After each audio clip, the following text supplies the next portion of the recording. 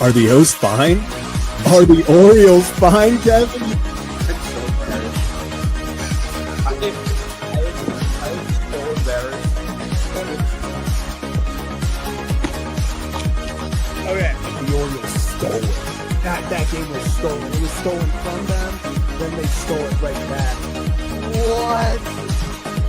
Oh my God.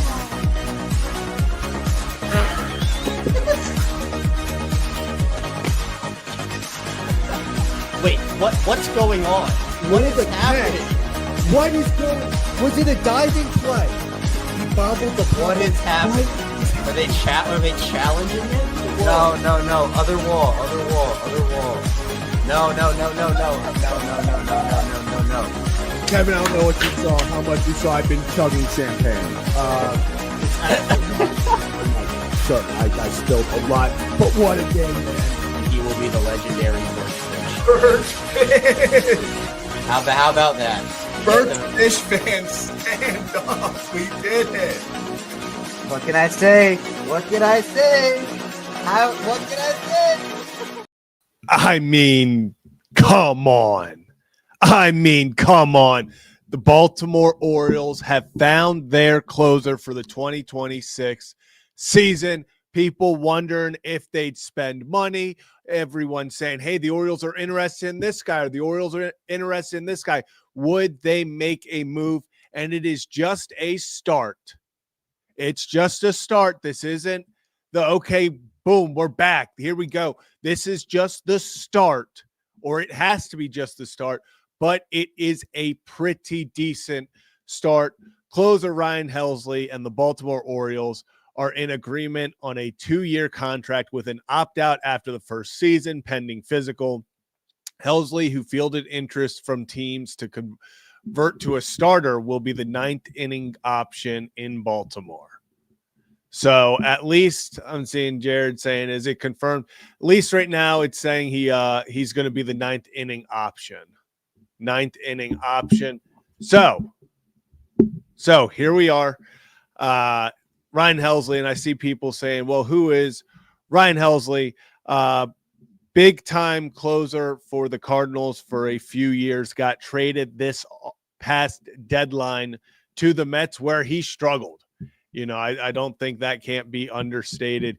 He struggled to finish this year. And really, let's go to Baseball Savant because, hey, how you doing? Here is, this Baseball Savant. You see, hey, okay, fastball velo. Yes, he can, throw hard, but everything else, you have a few things above average, but expected ERA, expected batting average, average exit velocity stuff. He was not great. And, I see Boxing Men saying he was terrible. Yeah, he was bad with the Mets. But the Orioles are buying the upside right now. And the upside I'm talking about is this was in 2024 when he had 29 saves. So this is just a year ago. We talked about last time, horrendous expected ERA, horrendous expected batting average. It was all red last year. So this is a guy where the Orioles are buying the upside.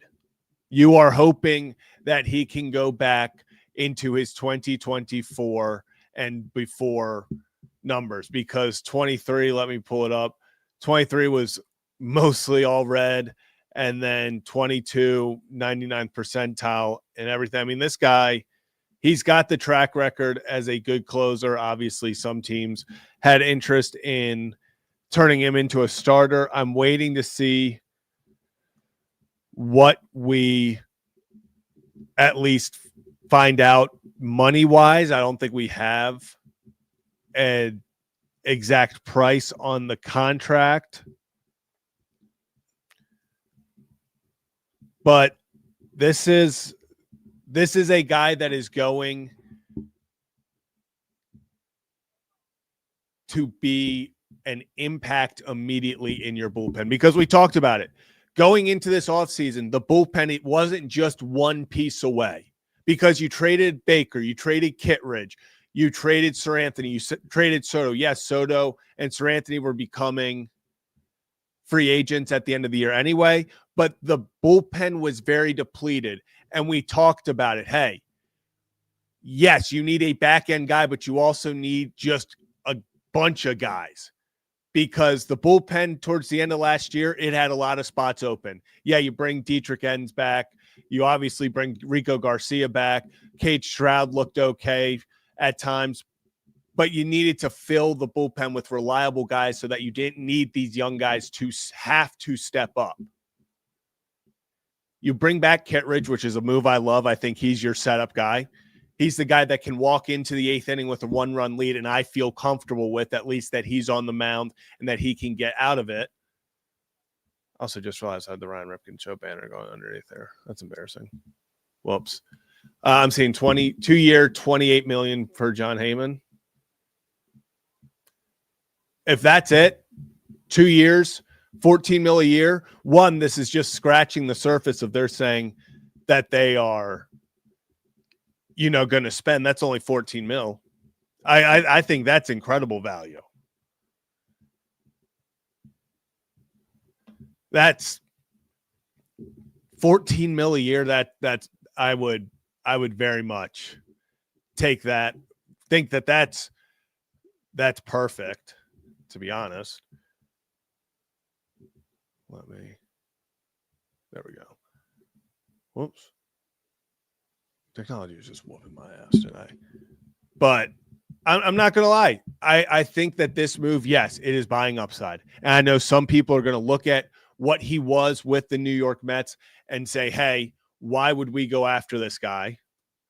Why is this, the option of, of course, the Orioles went with this guy who struggled. Of course, they're, paying for hope. He had a 3 ERA in here. How many games? 36 games with St. Louis this year. 36 games. He had a 3 ERA, 21 saves. He then goes to New York, and we've talked about it before. Playing in New York is different. It is a different atmosphere. The vibes around that team, and they were choking. It wasn't like he was going into this great place where everything was going super well. It was just a weird end of season for the Mets. He's in 22 games, has a 7.20 ERA.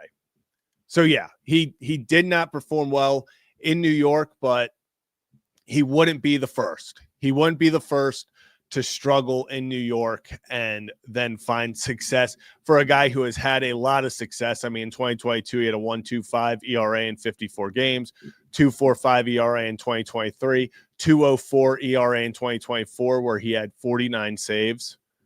The guy's got stuff. He still pumps 99, 100.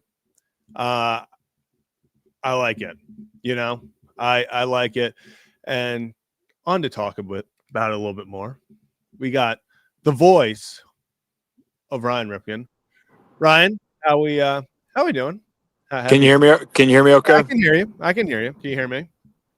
Yes. Hey, happy Thanksgiving A little late to you. Yeah, happy Thanksgiving. Happy Thanksgiving, everyone. Yeah. Well, I already talked to you, but everyone else, happy Thanksgiving as well. I'm driving through the mountains right now, so if you have a problem, just let me know. But had an inkling, Zach, a move was happening this weekend. I'm very thankful that it wasn't on Thanksgiving or even yesterday, but I thought the reliever market was going to move quicker, and it certainly. I think it's just about to heat up here. I wouldn't be surprised if we're going to see another guy come off the board here in the next couple of days. Yeah, we had rumors, especially at the GM meeting, that, hey, the reliever market, they even said within the hours or days. And really, I feel like the reliever market is one of those markets where one domino falls and the rest happen like that. So I would not be surprised if guys like Suarez, Edwin Diaz, Ryan Williams start flying off the board in the next few days. But Ryan, you fill a big need in that 9th inning role now with Helsley. What were your immediate reactions to, we now have confirmed 2 years, $28 million. Love that value. But what are your initial thoughts on it?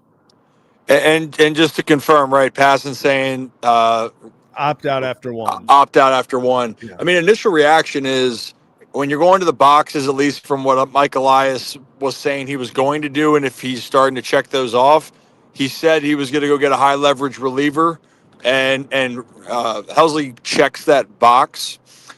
You know, the reality with this market, I still am a big Robert Suarez fan. I really thought, just off of what he's done and the pedigree of the situations that Suarez has been in, still would have been my top option. But the reality in the closer market is these guys are so razor thin close that Yeah.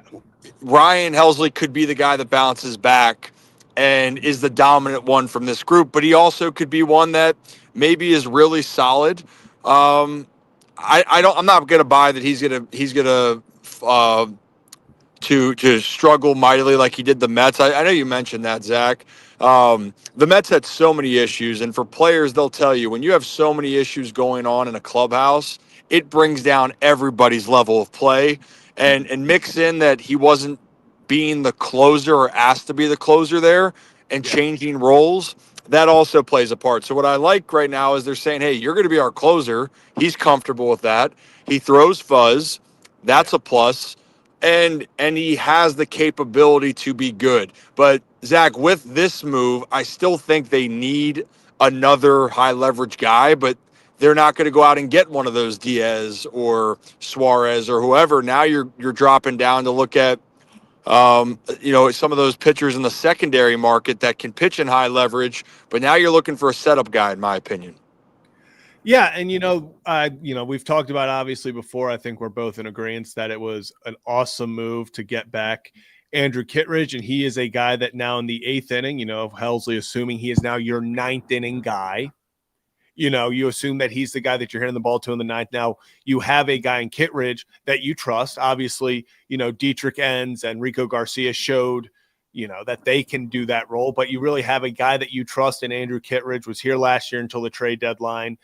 But you would like you said, probably one more leverage guy. And then really you talk about a massive check on the Orioles offseason. A lot of people were worried of, okay, are they going to address the bullpen correctly? Or is this going to be, as much as Elias has had success with it, people don't always love hey, we're working the waiver wire. Okay, we're, the Rule 5 draft, where those are the ways we're building up the bullpen. They're like, will they be aggressive? I thought it was awesome to get Kittredge back. Then you go get Helsley. It feels like they are one, like you said, secondary market relief pitcher away from, I think, having a very big, B plus A in the way that they address the relief staff this offseason. Yeah, and the other part too, when looking how this is going, of the closers, by the way, Helsley probably would be one of the cheapest options. Like that, the 2-year, 28 mil. And again, if he balls out, he's going to opt out, and rightfully so. But when you're looking at guys like Diaz and Suarez, definitely the pricier options. So does that go into a consideration when you're looking at bolstering your pitching staff? I certainly think it does, but because you spend a little bit less here, that could open other avenues. And so I I'm would with love like a Luke Weaver. I think he like would on that. I love Weaver's stuff. I think that he's dynamic. I think that the injuries had a down year, but that's a type of arm I would like to take a risk on. But here's the other part of why it's so important to get one more leverage guy, right? Is because you do that, you go into the season at least feeling comfortable. And you've heard me say this a lot. And so for the new viewers, you're going to hear it. For old viewers, you've heard it before, maybe. I'll quiz you all on it later. But you need to know who can handle the big moments before the season, and then you hope you get surprised by an arm or two. So right now, you mentioned it. Helsley 1, Kittredge 2, a lot of unknowns for the rest. And the unknowns now, Cano used to be in that category. You can't rely on him to be that guy, but could he play himself back into it? Of course. But you can't depend on that. You can't depend that someone's going to jump out of there like Danny Coulomb did 3 years ago and make that impact. You need to make sure that you have 3 guys set in stone before the season starts. If you are very serious in my mind about bolstering this bullpen, and then see where the rest of the chips fall. So, I also, Zach, by the way, I love the fact that if Passan's reporting is correct, and it usually is, right? The Passan. Yeah. Oh. Did I lose you? Gone? Yeah, you're back. You're back. Up. Sorry. Can you hear me? I can hear you. Can you hear me? Give me one. All right. We're gonna Ryan, if you can hear me, just exit and come back or put something in the chat when you're ready. But as we kind of talked about with Helsley, we will, I guess, find out soon what Ryan was really intrigued or happy about. That was an incredible cliffhanger. And I guess I'll use that to, if you're new to the channel, hit that like and subscribe button. Kevin and Zach react live after every single Orioles and Ravens game, win or lose, especially during baseball season. All 162. We're live for any big or all breaking news in Baltimore. So hit that like and subscribe button if you haven't already. I think Ryan's back. Ryan, can you hear me? No. Okay. We're going to move on. Ryan, once again, just shoot a message if you think you got it figured out. But, now he's turned his camera on. That wasn't going to help. But, as he's talking about, or as we were talking about, okay, now we can. Ryan, can you hear me? Red Rover, can you hear me? I can hear you. Can you hear me? Can you hear me? Yeah. Yes, I can hear you. Okay. These mountains, man. I'll tell you what. I think I'm already through West Virginia and I'm back in the great state of Maryland. But what part did I cut out on? You were happy or intrigued about one thing in the Passan tweet, and then it was a fantastic cliffhanger. I'll give it to you. Fantastic cliffhanger. But yeah, what were you? That's what I'm good for. No, I'm saying, the report. You know how I feel about established roles, and I loved in that report saying there was that if that's the case, Helsley's brought in to be the guy, the closer. He's your closer. Great. Now go find out who's going to be your 7th and 8th inning guys. And I really would like that to be established. I think that is important. And we said Cano and other players could play themselves into being high leverage guys. Of course, no doubt about it. But I mean, it would be fantastic if Cano could turn back into even just 2024 Cano, not even need to go back to 23. No, but here's the thing. Like, that's exactly my point is you hope that, and that's a unbelievable surprise, but you cannot bank on that. So that's why you got to go get one more arm and have those guys be comfortable in the 7th and 8th. Because you know what? If you look at, let's look at the manager of the Orioles and Craig Alpernaz. Let's call him Albie. I think that's the name. Let's call him Albie. Yeah. And Albie was talking, Albie, when he was at the Guardians, you look at Stephen Vogt, they had dudes that they used in the 7th, 8th, and 9th innings of games. Like that guys that were comfortable. And obviously the Clase situation really messed up their system. But you knew the 3 guys that could get the ball and could handle any situation in high leverage. Baltimore needs that. If you are going to make a run, you need to make sure you got one more in that arsenal to make it all happen. So, pretty friendly deal. Still go out and get one guy, but this is a positive. Does Fairbanks jump off to you? Because I've seen a bunch of people comment him. Do you think he is open to an 8th inning role, or that a guy like him, as much as it would? I think it would be incredible if the Orioles could hand the ball to, Kittredge in the 7th, Fairbanks in the 8th, and Helsley in the 9th. I feel like that is a definite path for success. Do you see Fairbanks taking over or being interested in a guy or in a situation like being an 8th inning guy? I'm sure that him as a competitor, he'd be open, but as far as also him being the guy, If I were him, there's a lot of teams that need him to be the closer somewhere. So and you're going to get paid more. So I just don't see the realistic possibility now. I think all the top closer options that Oh, if you're looking at Fairbanks, Diaz, did I lose you again? nope, you're back. You're back. Am I back? Yeah, Am I you're back. gone? Nope, you're back. I was just saying of all the top options, I'm back. Yeah, you're back. Okay, so the top options like Diaz, Suarez, I would put Fairbanks in this conversation. I think that they are off the list that the Orioles would bring in. Why? Teams are going to want their Yeah. services as a ninth inning guy. Now, one thing I'll say, Zach, real quickly, and it depends how teams view this guy. Devin Williams is intriguing to me, but I still think people view Devin Williams as a closer.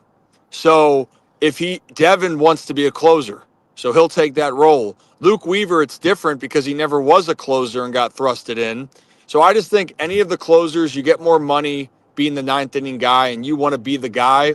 And if you're not going to be the guy in Baltimore, you're going to go elsewhere. I'd be shocked if the Orioles spend top dollar now to have a prominent closer settle for being an eighth inning guy. And also, I think that could create a little bit more tension. They're all professionals, right? But I just told you, they're creatures of habit. You take Yeah. them out of a role that they're not comfortable with. I do think that's another reason why Ryan Helsley struggled so much. I really do. I think that you put him in a position on a team that was reeling, that he wasn't comfortable and hadn't pitched in a few years.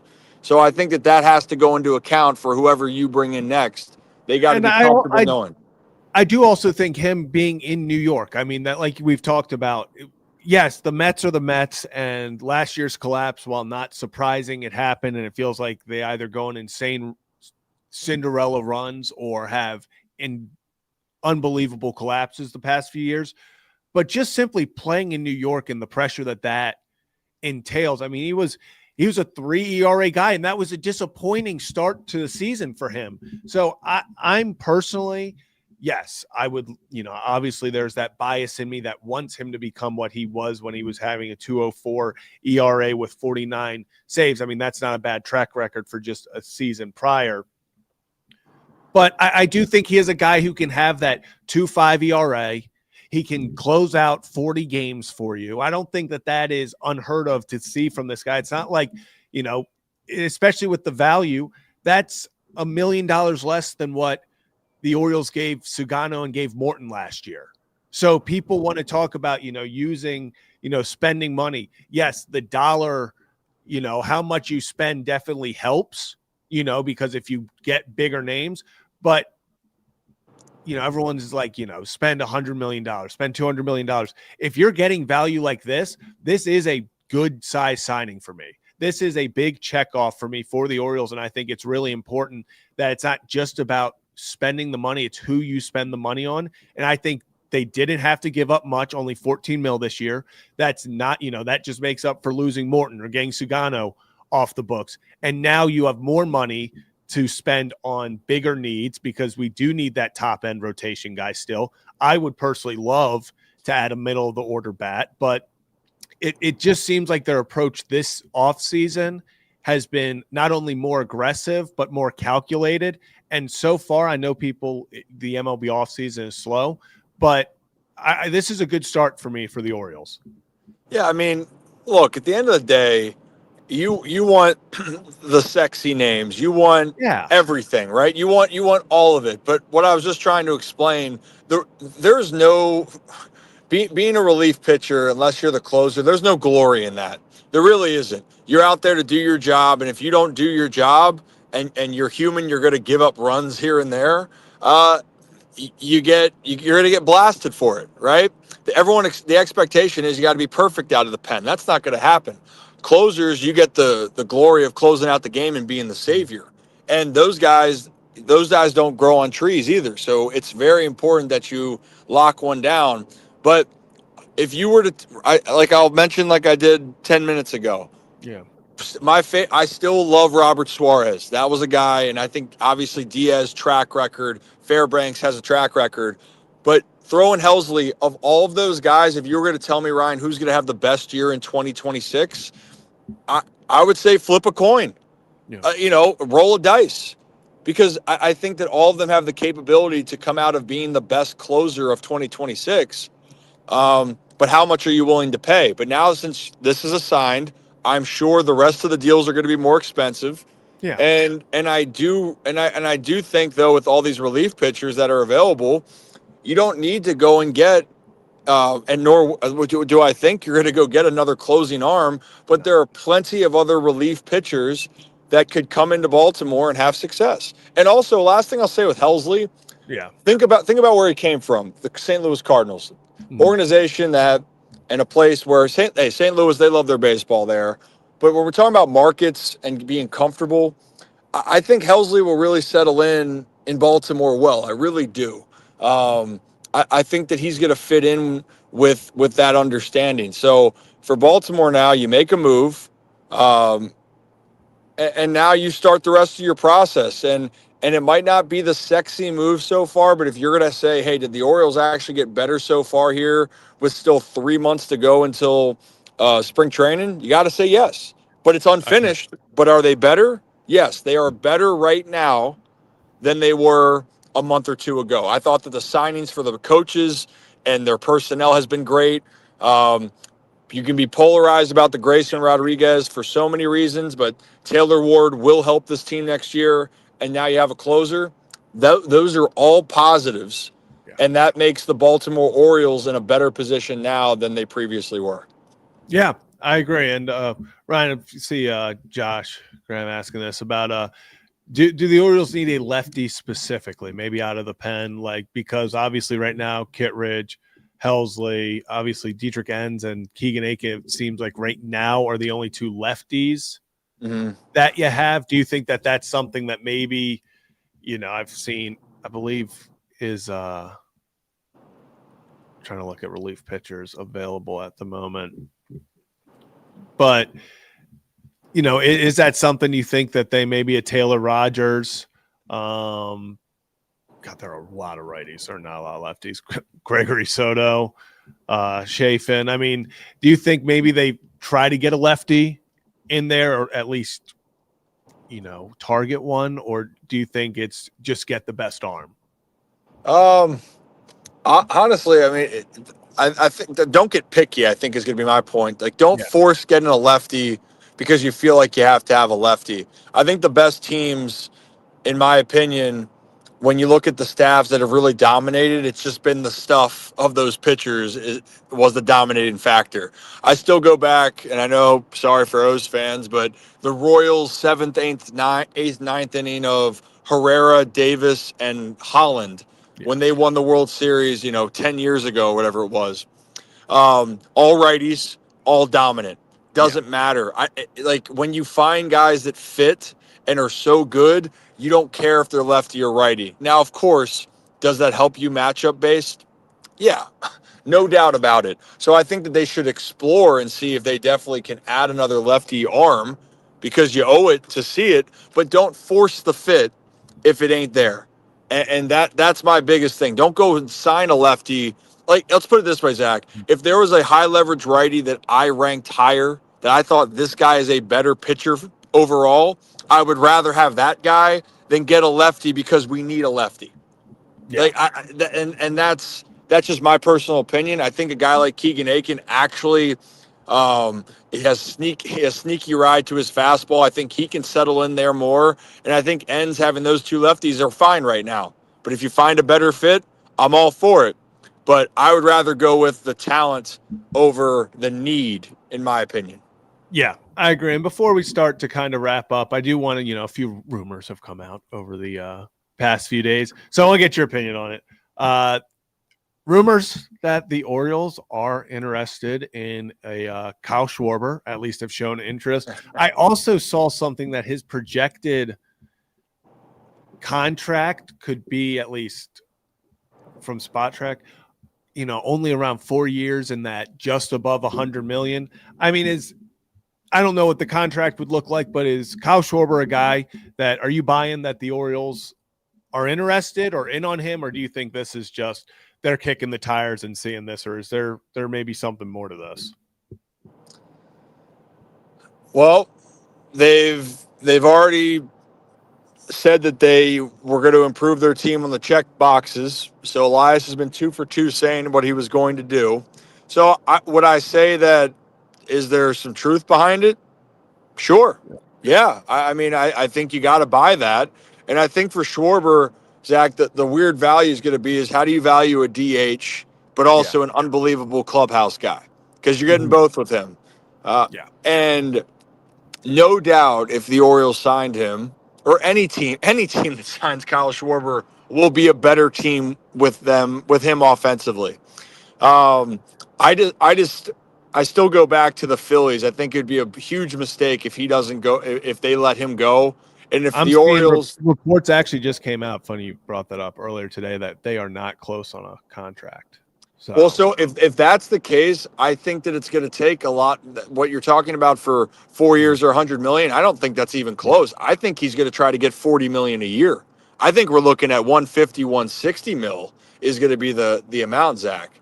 Yeah, and I mean, this is me personally. If you give him 4 years, 140, personally, I wouldn't be mad about that. I know it's a lot for DH, but people have kind of projected his 30s as like a David Ortiz, a guy who, if he's just DHing, he can just focus on the swing, can keep hitting at that high of a level throughout the contract. I wouldn't mind giving him, even though it kind of handicaps a little bit your versatility. And I think that does go against a lot of what the Orioles like to do, but we've seen them kind of switching things up this season. Things are operating a little differently, and 40, I agree. It's 40 plus homers and 100 RBIs a year, if not more. Right. I agree. And that's the thing with Schwarber, though. No way that guy's getting he's cashing out. And we're talking about overpaying. I think he's gonna command at minimum 30 million a year. At minimum. And I think it's gonna be more towards the 40. And if that's the case, who steps up and does that? For the immediate short term, no doubt Orioles and every team in baseball, he is better than any other option you have as a DH. It's not besides Ohtani. Yeah, I was going to say. Like besides Ohtani, Schwarber's the next best DH option. So, but the problem is going to be, Zach, and it goes back to this: how do you plan to use Sam Basayo, Adley Rutschman, and your first baseman situation with Kobe Mounty, whatever it's going to be? Which, if that's the case, someone's losing at bats. And that's fine. If you're committed to that, that is fine. But the Orioles, for the longest time, have used that DH spot to create more versatility in their lineup. And if you bring in Kyle Schwarber, you are never sitting that man. And I am all behind that, but you got to commit to that as an organization. And I'm having a tough time with, even though they're making changes, and if they prove me wrong, good for them. But you would be changing things significantly, which has been one of their foundational pieces of what they teach in the minors. We're making our players versatile. They're going to play multiple positions, and we like to keep our DH spot open. That's what the Orioles have been, and really time's only going to tell. But I'll tell you what, Kyle Schwarber still is the bat you want. Any team, he is the bat you want. And if you want to win next year and you're willing to risk, then yeah, you go and make a play for Schwarber. Yeah, and like you said, time will tell, because as much as reports can come out and say that they're not close, I would be pretty shocked if he's not back in Philly. That just feels like a place that he has, called home, and that would be a massive mistake, I think, by the Phillies. I think that would be a massive mistake by the Phillies. But Ryan, before we get out of here, do you think, one, I guess, they've gotten Ward, they've gotten Kittredge, they've gotten Helsley. What do you think is the next domino? Well, I don't think the outfield market's going to move too quickly. I think Kyle Tucker's got to move first before other teams see what they do. I really think, and we haven't seen a lot of it. I mean, think about it. The starting pitching market hasn't started yet. And I really don't think that's going to heat up until the winter meetings. when we're down there and we're going to see it in action. I think that will happen next week. Could start as early as this week leading up to it. But the Orioles are going to have to come away with one guy. And it just makes me think, and with the Mountcastle bringing him back, what are you going to do with Kobe Mayo? I'm really trying to figure that out because I don't. It's either word salad about Mountie, or you're keeping two guys to play one position when you have three guys that need to play, Basayo, Mayo, and Mountie. So I think the trade market is still open for Baltimore for a starter, but I still am eyeing. If there's one guy, I'm still all in on a Ranger Suarez. I want dependability. The Orioles have proven they went and got Helsley. Seems to be a dependable option. Taylor Ward, say what you want about his batting average. You know what I care about? He's dependable. He's gonna post up and play. So that's two pieces that you add. Go get me a third option that's going to be dependable. Ranger Suarez checks all of those boxes for me. Who's an upside? He's a 2 to 3 with an upside to be a 1B. Yeah. I like that for what the value is going to be. Yeah, and I agree. I think getting a starter. I would love a Ranger Suarez. I've also been vocal about Michael King. I don't think Zach Allen would be a bad get either. But if you can just check that box, no, I do not think they're done. And honestly, even if they sign a guy, I completely agree. I think that they do make a trade because now with bringing Mountie back, it would be very hard for me to see. I'm even going to throw Adley in here. A way where you can have Adley, Basayo, Mountcastle, and Mayo all on the opening day roster because there's not enough at bats for all four of them, like you said, or at least consistent at bats before suddenly one guy's not batting for 2 days or you're getting inconsistent at bats. And we've talked about before how that can throw guys off. That changes everything for some people. I just feels like a move has to be made, most likely either Mountcastle or Mayo, because we've said before, one, you're definitely not moving on from Basayo, and it makes no sense to trade Adley right now. So it feels like something's happening, and especially if it ends up being Mayo, that's a guy who you should be getting a good return for. Is that a Pablo Lopez, who I think all of a sudden takes your rotation, even if you don't add Ranger Suarez? If you add a Pablo Lopez, I think he's in that same. He is a 2-3 who, when he's on, is a guy where there are a few people who can pitch better than him. So, yeah, I think this is only hopefully the beginning. And then at the end of,